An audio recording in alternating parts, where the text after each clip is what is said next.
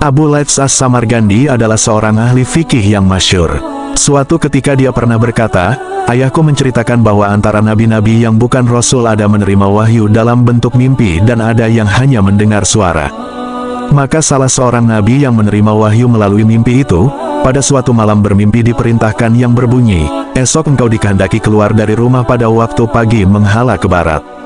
Engkau dikehendaki berbuat, pertama, apa yang engkau lihat hadapi, maka makanlah. Kedua, engkau sembunyikan. Ketiga, engkau terimalah.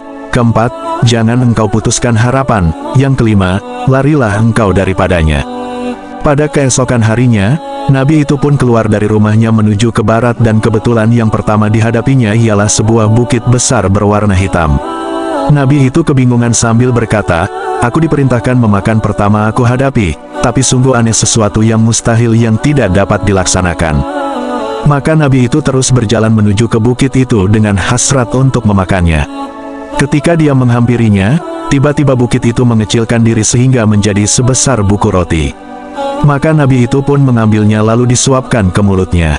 Bila ditelan terasa sungguh manis bagaikan madu. Dia pun mengucapkan syukur, 'Alhamdulillah.' Kemudian nabi itu meneruskan perjalanannya lalu bertemu pula dengan sebuah mangkuk emas.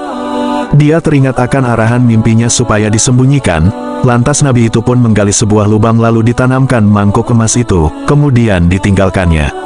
Tiba-tiba mangkuk emas itu terkeluar semula. Nabi itu pun menanamkannya semula sehingga 3 kali berturut-turut.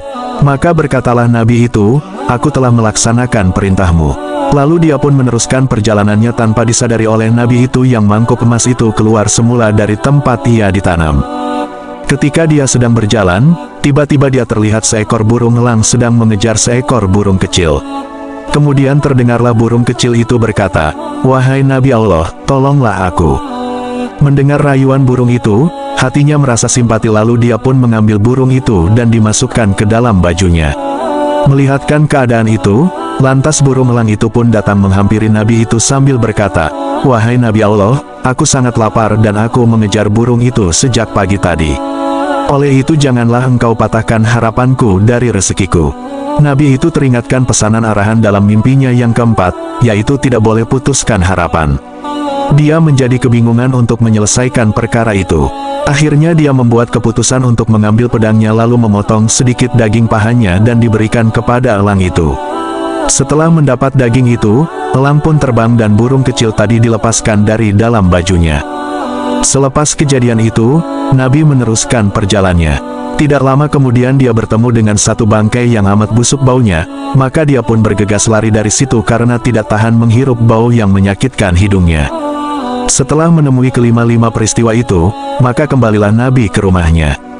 Pada malam itu, Nabi pun berdoa.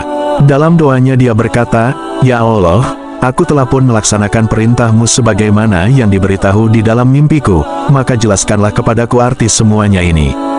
Dalam mimpi beliau telah diberitahu oleh Allah Subhanahu wa Ta'ala bahwa, yang pertama engkau makan itu ialah marah. Pada mulanya nampak besar seperti bukit tetapi pada akhirnya jika bersabar dan dapat mengawal serta menahannya, maka marah itu pun akan menjadi lebih manis daripada madu.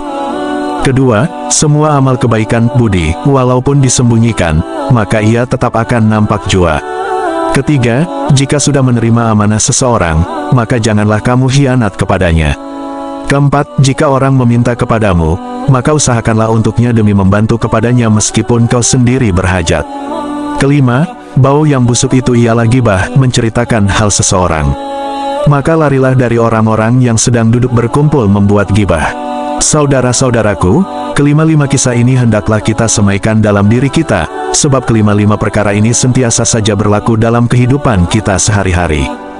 Perkara yang tidak dapat kita elakkan setiap hari talah mengata hal orang, memang menjadi tabiat seseorang itu suka mengatai hal orang lain.